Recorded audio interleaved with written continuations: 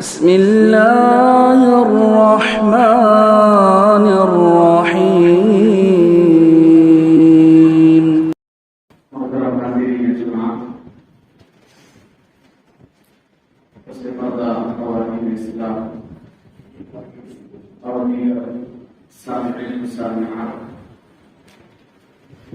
سب سے پہلے میں اللہ رب العالمین کی حمد و ثنا بیان کرتا ہوں کہ ہر طرح کے کمالات، ہر طرح کی خوبیوں سے اگر کوئی اسلام روانی تصدیق ہے تو صرف اور صرف اللہ وحدہ لا شریک کی ذات کرنا، رب العالمین کے مجرات پر بے شمار انعامات ہیں، احسانات ہیں، بہت سی اس کی کرم فرمائیاں ہیں۔ رب العالمین کے عطا کردہ انعامات میں سے سب سے بڑا انعام یہ ہے کہ اللہ تعالیٰ نے مجھے اور آپ کو ہدایت اسلام جیسی، صراط مستقیم جیسی اس نعمت سے سرفراز کیا ہے۔ توحید کی نعمت زندگی میں ملنے والی تمام نعمتوں میں سب سے اعلیٰ ترین نعمت ہے۔ توحید کا مل جانا گویا کہ ایک بندے کے لیے اس کی زندگی میں اشارہ ہے کہ اگر تم اپنی توحید پر یوں ہی قائم و دائم رہو گے تو عنقریب اللہ مجھ سے راضی ہو جائے گا۔ درود و سلام ہو تمام انبیاء پر، تمام رسولوں پر، رب العالمین کے تمام پیغمبروں اور فرشتوں پر، جنہوں نے رب العالمین کا پیغام اپنی اپنی قوموں تک پہنچایا، بالخصوص نبی آخر الزمان رحمۃ للعالمین پر، جن کے ذریعے سے یہ ہدایت ہمیں نصیب ہوئی ہے، صلی اللہ علیہ وعلی آلہ واصحابہ اجمعین۔ محترم حاضرین جمعہ، آج کا جو خطبہ جمعہ ہے، اس خطبہ جمعہ میں جس مرکزی عنوان کا مجھے مکلف کیا گیا یا جس پر میں قرآن و سنت کی روشنی میں چند باتیں آپ کے گوشے گزار کروں گا، وہ موضوع خطابت ہے عصر حاضر کے فتنے۔ عصر حاضر سے مراد جس زمانے میں، اس ماڈرن ایج میں، اس ایرا میں جو ہم زندگی گزار رہے ہیں، یوں تو فتنے بہت سارے ہیں، لیکن چند ایسے فتنے ہیں جس سے مجھے اور آپ کو متنبہ رہنا ہے، خبردار رہنا ہے، ہوشیار رہنا ہے، کیونکہ جب ان فتنوں کا علم نہیں ہوگا تو یہ عین ممکن ہے کہ لاعلمی کی وجہ سے آدمی ان فتنوں میں واقع ہو جائے۔ علم نہ ہونے کی وجہ سے ممکن ہے کہ ان فتنوں کا وہ شکار ہو جائے اور یہ فتنے اس کے ایمان اور عقیدے کے بگاڑ کا سبب ہے، یہ اس کی دنیا اور آخرت کو برباد کر سکتے ہیں۔ لہٰذا جس طریقے سے ہماری دلچسپی فضائل کو جاننے میں ہوتی ہے، نعمتوں کو جاننے میں ہوتی ہے کہ جنت کی نعمتوں کی معرفت، کہ وہاں ہمیں کیا کیا ملے گا، کون سا ایسا ذکر ہے، کون سی ایسی عبادت ہے، کون سا ایسا فریضہ ہے کہ جس کو ہم کریں گے تو اللہ ہم سے راضی ہوگا، ہمیں اتنا اتنا اجر ملے گا۔ جیسے اس باب میں، اس میدان میں ہماری دلچسپی ہوتی ہے، وہ بہت ہماری دلچسپی اس میدان میں بھی ہونی چاہیے کہ ایسے وہ کون سے گناہ ہیں، ایسی وہ کون سی غلطیاں ہیں، ایسی وہ کون سی معصیات ہیں، ایسے وہ کون سے فتنے ہیں کہ اگر میں ان فتنوں سے اجتناب نہ کروں، ان فتنوں سے میں احتراز نہ کروں اور اپنے دامن کو اس سے دور نہ رکھوں تو ہو سکتا ہے کہ میرا ایمان غائب ہو جائے۔ ان فتنوں کا علم رکھنا بھی ضروری۔ اسی وجہ سے حذیفہ بن یمان رضی اللہ عنہ بڑے جلیل القدر صحابی ہیں، اور وہ کہتے ہیں کہ اکثر لوگ اللہ کے رسول صلی اللہ علیہ وسلم کی خدمت میں آ کر کے فضائل کے بارے میں پوچھا کرتے ہیں کہ فلاں کام کریں گے تو کتنا اجر و ثواب ملے گا اور کتنا اللہ تعالیٰ انعام و اکرام سے نوازے گا۔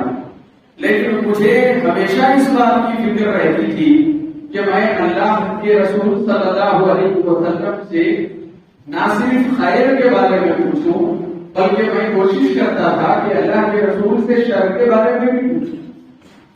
خیر کا علم ہونا اچھی بات ہے، لیکن شر کا علم ہونا بھی ضروری ہے، فتنوں کا علم ہونا بھی ضروری ہے، اور اس کا سبب بھی، اس کی علت بھی ذکر کرتے ہیں حذیفہ رضی اللہ عنہ۔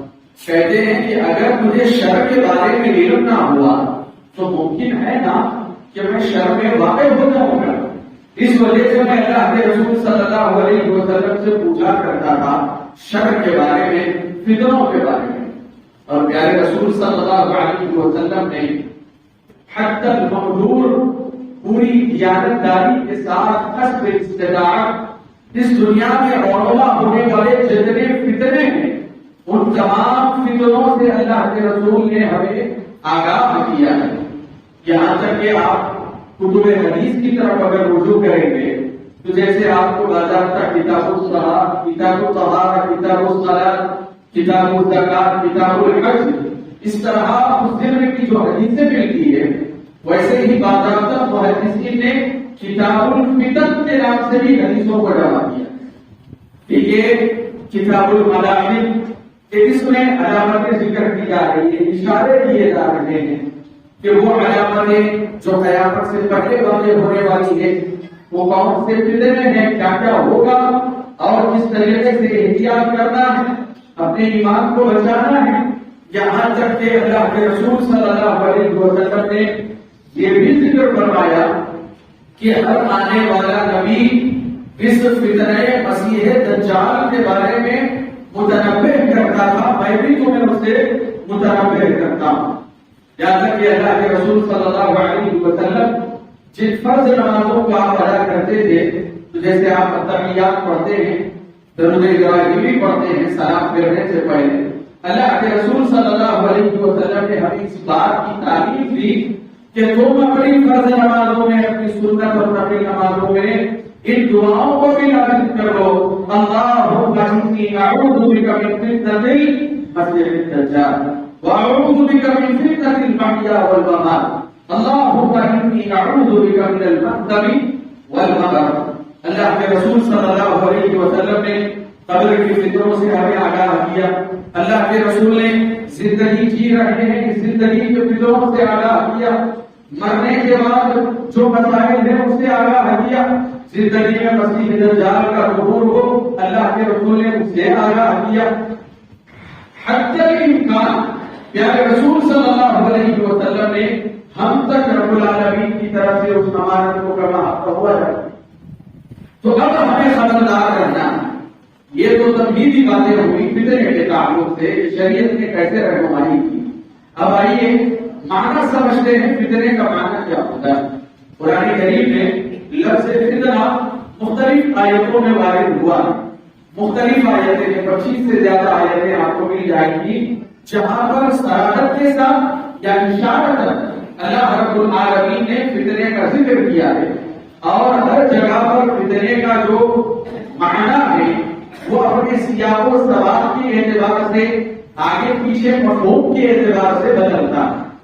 کہیں پر آپ کو فتنے کا معنی شرک کے معنی میں ملے گا، کہیں پر آپ کو فتنے کا معنی قتل ملے گا، کہیں پر فتنہ فساد اور بدعملی کے معنی میں استعمال ہوا ہے، کہیں پر فتنہ فحاشیات اور برائی کے معنی میں استعمال ہوا ہے، اور اس سے بڑھ کر کے فتنہ سب سے زیادہ اللہ تعالیٰ نے قرآن کریم میں کہا وَالْفِتْنَةُ أَكْبَرُ مِنَ الْقَتْلِ، کہ اس کی سنگینی کو ذکر کیا کہ یہ فتنہ یہ قتل سے بھی بڑھ جاتا ہے۔ مختلف معانی میں استعمال ہوا ہے، لیکن مجھے اور آپ کو جو سمجھنا ہے، جو معنی ہمیں لینا ہے وہ ہے فتنے کا معنی آزمائش، فتنے کا معنی امتحان۔ اسی وجہ سے آپ دیکھیں گے جیسے دنیا کو دارالامتحان کہا جاتا ہے ویسے ہی دنیا کو دارالفتن بھی کہا جاتا ہے،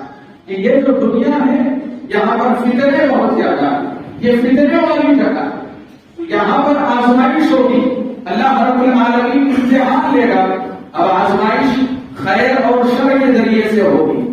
آزمائش اللہ رب العالمین کرے گا، جیسا کہ رب العالمین نے کہا الذی خلق الموت والحیاۃ لیبلوکم ایکم احسن عملا، کہ اللہ تعالیٰ نے موت کا نظام بنایا ہے، زندگی کا ایک سسٹم اللہ نے کائنات میں بنایا ہے. کیوں؟ کیونکہ اللہ تعالیٰ دنیا آزمانا چاہتا ہے. اب یہاں پر مختلف طریقے سے آزمائشیں ہوں گی. اللہ تعالیٰ نے کہا کہ آزمائش مال کے ذریعے سے ہو رہی ہے، توکلی کے ذریعے. آزمائش فقر و فاقہ، مفلسی اور محتاجگی کے ذریعے سے ہو رہی ہے. آزمائش 5 رکھ کر کے بھی ہو رہی ہے، صاحب اولاد بنا کر بھی آزمائش ہو رہی ہے. صحت مند ہے، آزمائش ہو رہی ہے. مرض سے دوچار ہے، آزمائش ہو رہی ہے. امن ہے، آزمائش ہو رہی ہے. خوف و ہراس اور جان کا خطرہ ہے، دشمن کی نظر ہے، اللہ رب العالمین آزما. تو غرض یہ کہ یہ جو زندگی ہے یہ دارالفتن ہے، یہاں پر اللہ رب العالمین اپنے بندوں کو آزماتا ہے. اب اس میں اللہ کے رسول صلی اللہ علیہ وسلم نے جیسے کہ بڑی بڑی علامتیں ذکر کی ہے، وہ ہمارا موضوع بحث نہیں. میں نے اشارت ذکر کیا دجال کا جو ظاہر ہونا ہے ایک آزمائش ہے، ایمان اور کفر کی آزمائش ہے، اللہ کے رسول نے کہا. اور اسی طریقے سے یاجوج ماجوج کا جو زمین میں فساد پھیلانا ہے، عیسیٰ علیہ السلام کا نزول ہونا ہے، امام مہدی کا آنا ہے، یہ قیامت کی قریب جو بڑی بڑی آزمائشیں ہوں گی، تو اس موقع پر اللہ کے رسول صلی اللہ علیہ وسلم نے خبردار کیا. لیکن ایک عام زندگی میں ایک عام شخص کی جو زندگی ہوتی ہے اس سلسلے میں بھی اللہ کے رسول صلی اللہ علیہ وسلم نے خبردار کرتے ہوئے کہا تعرض الفتن علی القلوب، کہ لوگوں کے دلوں پر فتنے آئیں گے، لوگوں کے دلوں پر فتنے پیش کیے جائیں گے.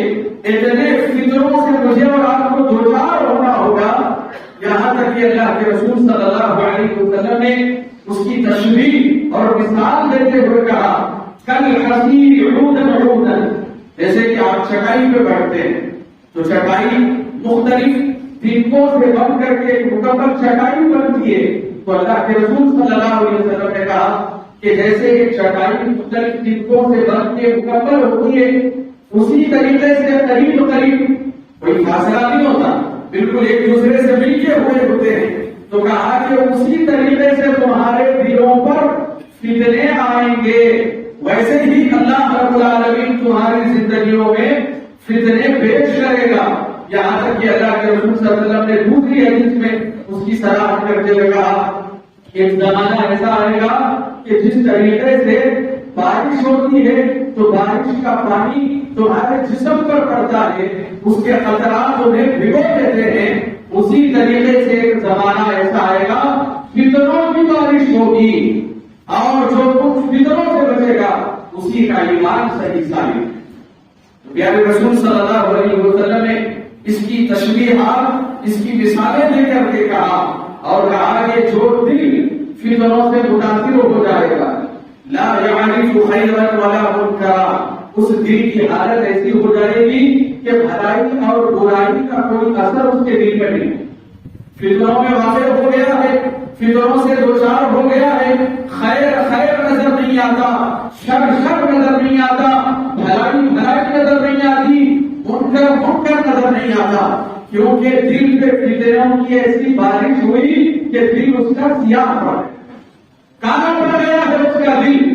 پھر اس کے بعد اللہ کے رسول صلی اللہ علیہ وسلم نے ذکر فرمایا اور ایک دل ایسا ہوگا کہ جو اپنے آپ کو فتنوں سے بچا کر کے رکھے گا تو اللہ رب العالمین اس دل پر سفید کتا لگا دے گا، اس کا دل صاف اور شفاف رہے گا، یہاں تک کہ قیامت تک آنے والے فتنوں سے اس کا دل متاثر نہیں ہوگا، کیونکہ اس نے فتنوں میں واقع ہونے سے خود کو بچا کر کے محفوظ کر کے رکھا. یہ اللہ کے رسول صلی اللہ علیہ وسلم کی تعلیمات کہ فتنوں سے خبردار رہو، ہوشیار رہو. اگر اپنے آپ کو زمانے حاضر کے اپنی زندگی کے آنے والے فتنوں سے چوکنا رکھو گے تو اسی میں تمہاری کامیابی ہے، اسی میں تمہاری سرفرازی اور اسی میں تمہاری دنیا اور آخرت کرنے والی ہے. اور اسی طریقے سے اللہ کے رسول صلی اللہ علیہ وسلم نے یہ بھی ذکر فرمایا. آج ہم دیکھ رہے ہیں سوشل میڈیا پر بہت سے لوگ جو میڈیا پر آتے ہیں اور وہ اسلام کے بارے میں ڈیبیٹ کرتے ہیں ٹی وی چینلوں پر. ایسے نیم حکیم جن کو شریعت کا کوئی علم نہیں ہوتا یا پھر ان سے ہٹ کر بھی آپ دیکھیں گے ایکس مسلم کے نام سے بھی لوگ آ رہے ہیں. ایکس مسلم کیا مانا ہے اس کا؟ یعنی کہ یہ مرتد ہو چکے ہیں. پہلے مسلمان تھے، بعد میں انہوں نے اسلام کو چھوڑ دیا. اب ہمیں حیرت ہو رہی ہے کہ ایسا کیسے ہو سکتا ہے کہ اتنا پیارا مذہب، اتنا اچھا دین، اتنا صحیح منہج، قرآن و سنت کی واضح شاہراہ چھوڑ کر کے، اتنی پیاری تعلیمات چھوڑ کر کے ایک آدمی کیسے کسی اور مذہب کو اپنا سکتا ہے؟ کیسے وہ بدین ہو سکتا ہے؟ اللہ کے رسول صلی اللہ علیہ وسلم نے آج سے 1400 سال پہلے اس کا اشارہ کیا تھا. اللہ کے رسول نے کہا ایک زمانہ ایسا آئے گا یصبح مؤمنا ویمسی کافرا. ایک زمانہ ایسا آئے گا آدمی رات میں جب بستر پہ سو رہا ہے مومن ہوگا، صبح اٹھے گا تو کافر بن جائے. یا پھر صبح جب اس نے آنکھیں کھولی تو اس صبح کے موقع پر تو وہ مسلمان تھا، لیکن رات ہوتے ہوتے اسلام اور دین کے بارے میں اتنے شکوک، اتنے شبہات، اتنے مغالطے، اتنے ڈاؤٹ، اس کا ذہن ایسے خراب ہوا. صبح میں تو مومن تھا، مسلمان تھا، شام آنے تک، سورج کے غروب ہونے تک کافر ہو. کہا کہ ایسے فتنے رونما ہو گئے. یہ آج اپنے ایمان کی تو حفاظت کرنا ہے. اور اسی طریقے سے جیسے میں نے کہا ابتدا میں کہ یہ جو فتنے کا جو معنی ہے یہ اللہ رب العالمین نے یہ لفظ مختلف سیاق و سباق کے اعتبار سے استعمال کیا. لفظ ایک ہے لیکن سیاق و سباق کانٹیکسٹ کے اعتبار سے اس کا معنی بدل جاتا ہے. جیسے آج ایک بڑا فتنہ جس کے لیے ہم لڑ رہے ہیں، ہم کوشش کر رہے ہیں کہ یہ اللہ کی سرزمین، یہ اللہ کے بندے، یہ اللہ پلا رہا ہے، اللہ پلا رہا ہے، یہ اللہ کی دی ہوئی نعمتیں ہم استعمال کر رہے ہیں، لیکن یہ بندے کھاتے اللہ کا ہے اور کھاتے غیر اللہ کا ہے. تو اس شرک کے لیے بھی اللہ تعالیٰ نے فتنے کا لفظ استعمال کیا ہے. آج جماعت اہل حدیث کا سب سے بڑا خاصہ، سب سے بڑا امتیازی وصف یہ ہے جس کو ہم کھو رہے ہیں. جماعت اہل حدیث کا خصوصی امتیاز کیا ہے؟ ہم شرک پر قدم ہیں، ہم توحید کے پرستار اور پرچار کرنے والے، توحید کی نشر و اشاعت کرنے والے. آپس میں ایک دوسرے کا سر نہیں پھوڑنا ہے، ایک دوسرے سے دست و گریبان نہیں ہونا ہے، جماعت اور تنظیموں کے اختلاف میں نہیں پڑنا ہے. اللہ رب العالمین نے توحید عطا کی، توحید دوسروں تک پہنچا. یہ لوگ جو غیر اللہ کی پوجا و پرستش میں پھنسے ہوئے ہیں انہیں ایک اللہ کی عبادت و بندگی کی طرف بلانا ہے. ایک سلفی توحید کا داعی ہوتا ہے. اسی وجہ سے اللہ رب العالمین نے اس روئے زمین کا، اس کرے ارض کا، اس زمین کا سب سے بڑا جو فتنہ قرار دیا وہ شرک کو قرار دیا. اللہ تعالیٰ نے کیا کہا؟ وَقَاتِلُوهُمْ حَتَّى لَا تَكُونَ فِتْنَةٌ وَيَكُونَ الدِّينُ لِلَّهِ. ان سے لڑتے رہو، صحابہ سے، اللہ کے رسول سے، قیامت تک آنے والے مسلمانوں سے اللہ رب العالمین یہ کہہ رہا ہے کہ تم لڑتے رہو ان سے اہل کفر سے، اہل شرک سے، جو اللہ کے دین سے دور ہو چکے ہیں، جو شرکیات میں مبتلا ہو چکے ہیں. تم ان سے قتال کرتے رہو، لڑتے رہو، اپنے قلم کے ذریعے سے، اپنی زبان کے ذریعے سے، اپنے وقت کے ذریعے سے، اپنے مال کے ذریعے سے لڑتے رہو. حتی لا تکون فتنہ، یہاں تک کہ روئے زمین سے فتنہ ختم ہو جائے. فتنے سے مراد شرک ختم، شرک سے لڑنا ہے، آپس میں نہیں لڑنا ہے، توحید کا پرچار کرنا ہے. وَقَاتِلُوهُمْ حَتَّى لَا تَكُونَ فِتْنَةٌ. پھر اس کے بعد کہا وَيَكُونَ الدِّينُ لِلَّهِ.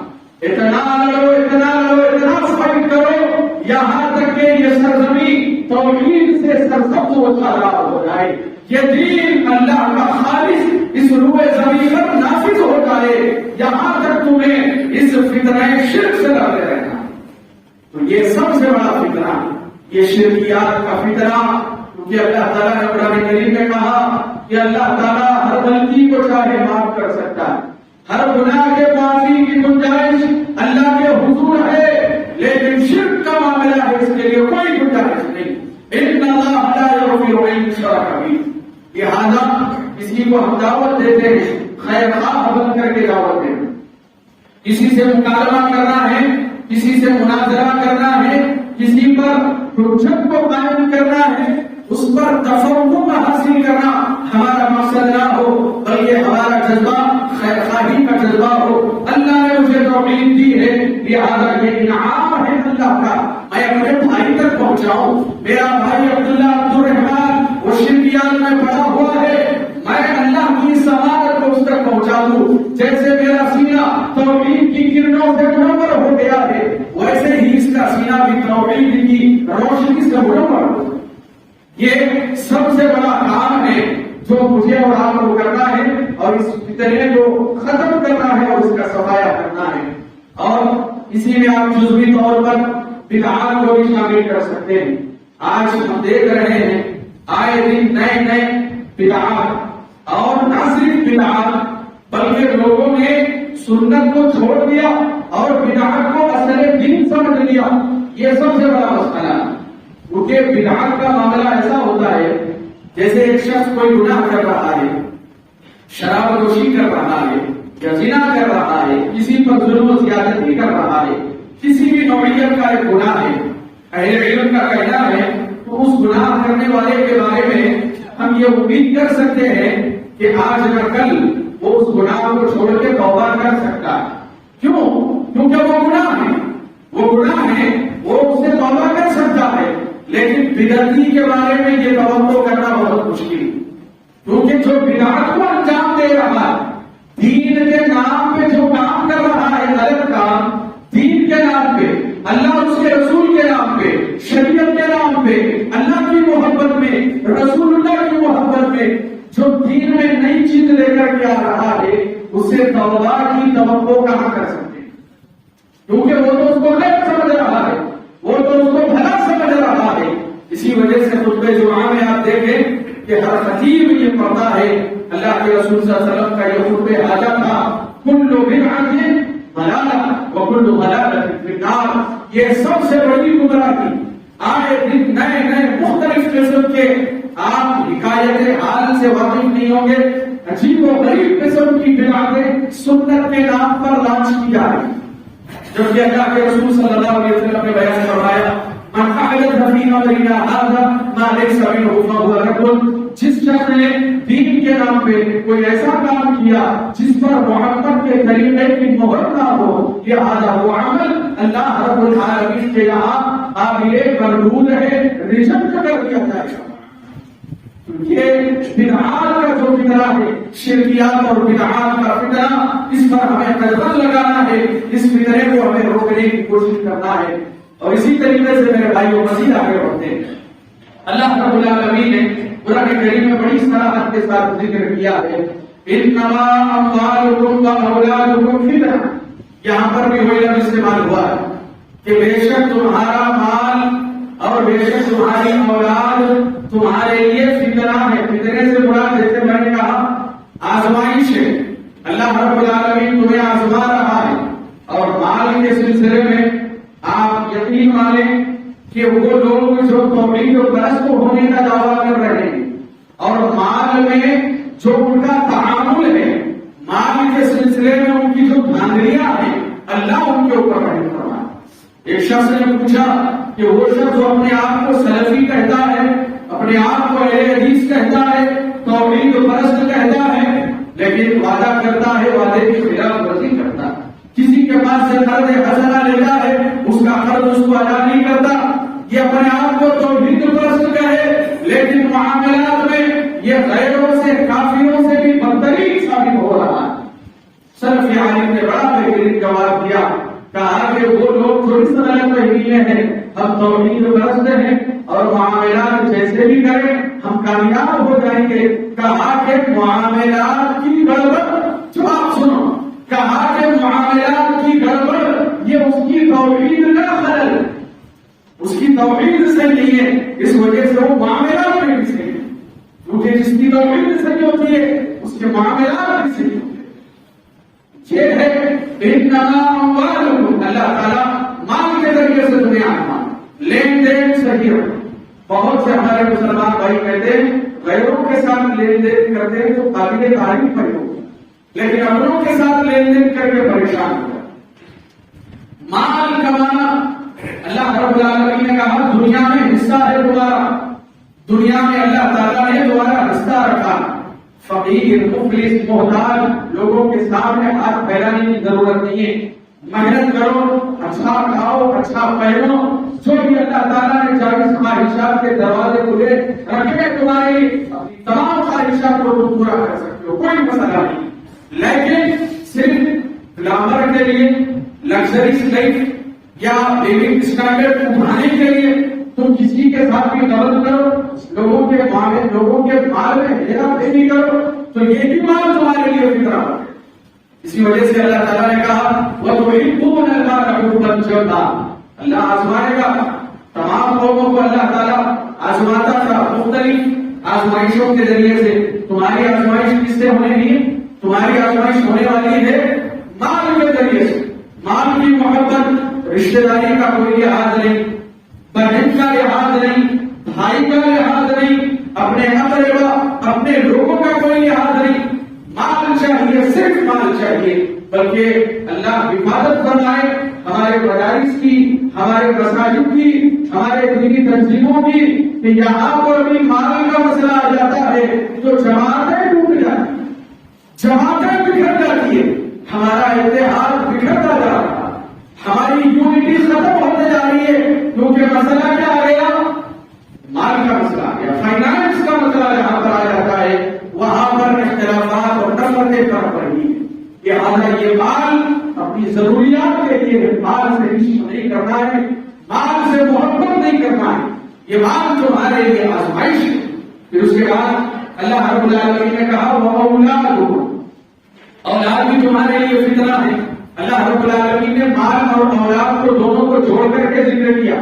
اہل علم نے کہا کیونکہ میری اولاد میرے بچے، میری اولاد میرے بچے، میرے بچوں کا کیریئر کیسا ہوگا، ان کی تعلیم کیسے ہوگی، ان کی زندگی کیسے ہوگی. لہذا بچوں اور بیوی کے لیے اس قدر دنیا میں ملوث ہو جاتا ہے، نہ حلال دیکھ رہا ہے نہ حرام دیکھ رہا ہے. حلال و حرام کی تمیز نہیں. میرے بھائیوں، آپ کی اولاد جیسے آپ ہیں، جیسے زمانہ چلا آ رہا ہے، آئندہ زمانہ آئے گا، آپ کا اللہ ہے، آپ کی اولاد کا بھی اللہ ہو. زیادہ فکر کرنے کی ضرورت نہیں ہے. اللہ رب العالمین نے نحن نرزقکم وإياکم، اللہ نے تمہیں رزق دیا، اللہ تمہاری اولاد کو بھی رزق دے گا. لہٰذا تم اپنی اولاد کو، اپنی بیوی بچوں کی خواہشات، ان کی آرزویں، ان کی تمنائیں، ان کے ڈریم کو پورا کرنے کے لیے تم حرام خوری کرو گے. یہ اولاد بھی تمہارے لیے آزمائش ہے. لہٰذا تمہیں حلال کیا، حلال طریقے سے کماؤ. 10 روپئے حلال کے بدلے حرام کے 1000 روپئے. لہٰذا آدمی کوشش کرے کہ حلال طریقے سے لقمہ حلال دلائے گا، اولاد کی بھی تربیت صحیح ہو. لہٰذا اس جانب توجہ دے، کیونکہ اللہ کے رسول صلی اللہ علیہ وسلم نے کہا آدمی کی دھڑکن رک گئی، سانسیں اس کی ختم ہو گئی، لے جا کے قبر میں ڈال دیا گیا. اس کو مرنے کے بعد کیا کام آنے والا ہے؟ وَلَدٌ صَالِحٌ يَدْعُو لَهُ، نیک اولاد جو اپنے ماں باپ کے حق میں دعا کرے. یہ نیک اولاد کی دعا اللہ رب العالمین اس کے حق میں قبول کرتا. یہ اس کے لیے صدقہ جاریہ.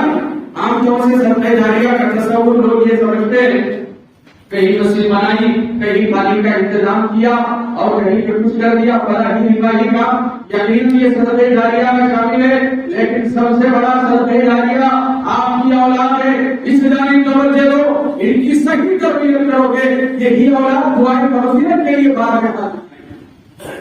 لہٰذا یہ آزمائش، یہ مال، یہ اولاد فتنہ، اللہ نے کہا آزمائش ہے. اس آزمائش میں تمہیں کامیاب ہونا ہے. اور اسی طریقے سے اللہ کے رسول صلی اللہ علیہ وسلم نے خصوصی طور پر مردوں کو باخبر کرتے ہوئے کہا کہ میں نے اپنے بعد سب سے زیادہ خطرناک فتنہ مردوں کے لیے جو چھوڑا ہے، فتنۃ النساء، وہ عورتوں کا فتنہ ہے. یہاں پر فتنے کا لفظ جو عورت سے جوڑا گیا ہے تو تو اس میں کوئی قباحت والی بات عورتوں کے لیے ذکر کی جا رہی ہے، نعوذ باللہ، عورتوں کی اس میں کوئی تنقید نہیں ہے، بلکہ مردوں کو کہا جا رہا ہے جیسے مال فطرہ ہے، اولاد فطرہ ہے، ویسے ہی تقابل کے طور پہ کہا جا رہا ہے، موازنہ کرتے ہوئے کہا جا رہا ہے کہ مردوں کے لیے سب سے خطرناک فتنہ عورتوں کا فتنہ، پردے کی پابندی کرنا، پردے کی پابندی کروانا۔ ایسے بہت سے غیور مسلمان گھرانے ہیں جو ابتدا میں اپنی بیٹیوں کو پردہ کرا رہے تھے، اپنی بہنوں کو پردہ کرا رہے تھے، اپنے گھر کی خواتین کو پردہ کرا رہے تھے، لیکن ایک وقت گزرا کہ وہ ان کو پردہ نہیں کرا۔ پہلے کہا کرتے تھے، اتنی ایمانی غیرت تھی کہ وہ تبلیغ کرتے تھے کہ پردہ کرنا ہے، لیکن اب وہ نہیں کہہ رہے کیونکہ آہستہ آہستہ ایمان کمزور ہوتا جا رہا ہے۔ اللہ کے رسول صلی اللہ علیہ وسلم نے بیان فرمایا، اے میری امت کے مردوں، سب سے خطرناک فتنہ تمہارے لیے عورت کا فتنہ۔ ایک طالب علم نے مفتی حرم سے پوچھا کہ میں اپنی کار لے کر کے جا رہا ہوں اور درمیان سفر شاہراہ پر ایک اکیلی خاتون مجھے نظر آ گئی اور وہ مجھ سے لفٹ مانگ رہی ہے کہ میں اسے آگے لے جا کر کے چھوڑ دوں، تو کیا میں اس کو اپنی سواری میں بٹھا سکتا ہوں؟ تو مفتی حرم کا جواب کیا تھا؟ اللہ کے رسول صلی اللہ علیہ وسلم نے بیان فرمایا ہے کہ ایک مرد اور عورت جب دونوں تنہا جمع ہو جاتے ہیں تو تیسرا ثالث ہوا شیطان، تیسرا وہاں پہ کون آ جائے گا؟ شیطان ہے۔ کہا کہ تقویٰ اور طہارت اسی میں ہے کہ تم اپنے ایمان کو محفوظ رکھو، آپ کسی اور طریقے سے انتظام کراؤ لیکن اپنی سواری میں نہ۔ یہی اس حدیث کا معنی اور مطلب کہ یہ عورت کا فتنہ مردوں کے لیے سب سے خطرناک فتنہ ہے۔ اسی وجہ سے اللہ کے رسول صلی اللہ علیہ وسلم کی صفائیت اور آپ کی پاک دامنی، اللہ کے رسول صلی اللہ علیہ وسلم کیسے مردوں سے جب بیعت لیتے تھے، اللہ کے رسول ہاتھ پر بیعت لیتے تھے۔ ایک خاتون آئی، خواتین کے ساتھ ایک خاتون آگے بڑھی اور اس نے اللہ کے رسول صلی اللہ علیہ وسلم کے ہاتھ پر بیعت کرنے کے لیے اپنا ہاتھ آگے بڑھایا تو اللہ کے رسول صلی اللہ علیہ وسلم نے کہا کہ محمد کے ہاتھ کسی غیر عورت کو چھو نہیں سکتے، تمہارے ساتھ جو معاہدہ ہوگا، تمہارے ساتھ جو بیعت ہوگی وہ لسانی ہوگی، زبانی ہوگی، محمد کسی غیر عورت کو چھو نہیں سکتے۔ یہ عفت، یہ پاکیزگی، یہ طہارت، یہ ہمارے قوم کے مسلم نوجوانوں میں ہو کہ وہ عورتوں کے فتنے سے باخبر رہیں، اور اسی طریقے سے مسلم نوجوان لڑکیاں وہ بھی اس جانب توجہ دیں کہ اللہ رب العالمین نے ایمان سے نوازا، مسلم گھرانے میں پیدا کیا، محض کوئی غیر مسلم لڑکا اچھی چھاپ والا ہے، خوبصورت ہے، اونچی پوسٹ پر ہے، محض اس وجہ سے ہماری مسلم لڑکی غیر مسلم سے نکاح کر اس کے ساتھ مقابلہ کر رہی ہے، جبکہ اللہ تعالیٰ نے قرآن کریم میں ذکر فرمایا وَلَا تَنكِحُوا الْمُشْرِكَاتِ حَتَّىٰ يُؤْمِنَّ، اور اس کے مزید بھی ذکر فرمایا وَلَا تُنكِحُوا الْمُشْرِكِينَ حَتَّىٰ يُؤْمِنُوا، نہ کوئی مسلمان مرد غیر مسلمہ عورت سے نکاح کرے اور نہ ہی اسی طریقے سے کوئی مومنہ عورت کسی غیر مسلم مرد سے نکاح کرے۔ خوبصورت ہو سکتے ہیں، دیکھنے میں اچھے ہوں گے، دنیا ان کی ول ہوگی، لیکن سب سے بڑی نعمت جیسے ہم نے کہا توحید کی نعمت ہے، اسلام کی نعمت ہے۔ لہذا ہماری نوجوان لڑکیاں جو اسلام کو چھوڑ رہی ہے اس کا خمیازہ وہ بھگتیں گی، وہ مرتد ہو رہی ہے، اللہ رب العالمین کے حکم سے روگردانی کر رہی ہے وہ، لہذا اس جانب توجہ دیں۔ اور اسی طریقے سے ایک اور عظیم فتنہ جو ہمارے معاشرے میں پھیلتا جا رہا ہے وہ ہے نیم حکیموں کا فتنہ۔ اللہ تعالیٰ نے قرآن کریم میں کہا فَاسْأَلُوا أَهْلَ الذِّكْرِ إِن كُنتُمْ لَا تَعْلَمُونَ، اگر تمہیں کسی مسئلے سے واقفیت نہیں ہے، علم حاصل کرنا چاہتے ہو، اہل علم سے رجوع کرو، جو علماء ہیں وہ تمہیں بتائیں۔ یمن کے عالم دین تھے شیخ مقبل الوادعی، انہوں نے کہا کوئی شخص 1 گھنٹہ کتاب پڑھے، 5 منٹ کسی عالم کی صحبت میں رہے، یہ دونوں برابر ہو جائیں گے، کیونکہ 1 گھنٹہ کتاب پڑھ کے جس نتیجے پہ وہ پہنچے گا، عالم 5 منٹ میں وہ خلاصہ تیرے سامنے۔ کیا مطلب ہے؟ علماء کی صحبت میں۔ آج ہمارے یہاں ہمارے نوجوان یہ سمجھتے ہیں ہم بے نیاز ہیں، کوئی مسئلہ ہو گوگل ہے نا، اس پہ سرچ کر کے پوچھ لیں گے، اس نادان کو نہیں معلوم اسلام کے نام پہ، قرآن کے نام پہ، شریعت کے نام پہ ہزاروں لاکھوں ویب سائٹ یہودیوں کی پڑی ہوئی ہے، ہزاروں لاکھوں ویب سائٹ قادیانیوں کی پڑی ہوئی ہے، ہزاروں ویب سائٹ منکرین حدیث کی پڑی ہوئی ہے، اس کو نہیں معلوم۔ اس وجہ سے کہا فَاسْأَلُوا أَهْلَ الذِّكْرِ إِن كُنتُمْ لَا تَعْلَمُونَ۔ اور یہ فطرہ ہم دیکھ رہے ہیں کہ علماء کو بالائے طاق رکھ کے جاہلوں کو مفتی بنا دیا گیا ہے، اور ایسے الگ الگ نوعیت کے الگ الگ قسم کے مفتی جو اسلام ٹائپ کے مفتی نظر آ رہے ہیں، جسے کچھ نہیں معلوم قرآن و سنت کے بارے میں، وہ بھی بڑے بڑے جو ہے فتوے دے رہا۔ اللہ کے رسول صلی اللہ علیہ وسلم نے بیان فرمایا زمانہ ایسا آئے گا قیامت کے قریب حتی اذا لم يبق عالما کہ اللہ تعالی علماء کو اس دنیا سے اٹھا لے گا، علم ختم ہوتا رہے گا، اتخذ الناس رؤوسا جهالا، لوگ جاہلوں کو اپنا سردار بنا لیں گے، جاہل کو اپنا عالم مانیں گے، فسئلوا اور ان سے سوال کیا جائے گا، فضلوا واضلوا، وہ جاہل کو گمراہ ہے دوسروں کو بھی گمراہ کرے۔ یہ بعض فتنے وقت ختم ہو گیا، یہ بعض فتنے ہیں جو میں نے آپ کے سامنے رکھے ہیں۔ اللہ رب العالمین سے دعا کرتا ہوں کہ اللہ رب العالمین ہم تمام کو ہر طرح کے فتنوں سے، فساد سے، بگاڑ سے اللہ تعالی ہماری حفاظت فرمائے، آمین یا رب العالمین۔ السلام علیکم ورحمۃ اللہ وبرکاتہ۔